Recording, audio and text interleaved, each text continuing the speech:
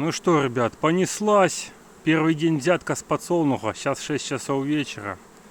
Вот такое вот состояние семей. Семьи очень сильные.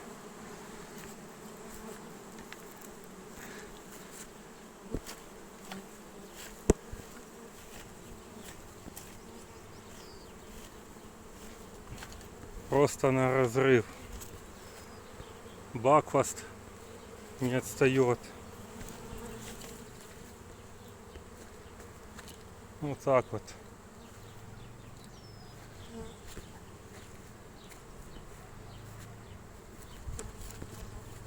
Уже я смотрел, позаливали рамки по 4-5 рамок за день. Позаливали. Сейчас ставлю по 4 вощины в каждую семью. По 3, по 4 штуки. Ставлю сразу вощины. Вот такие вот дела.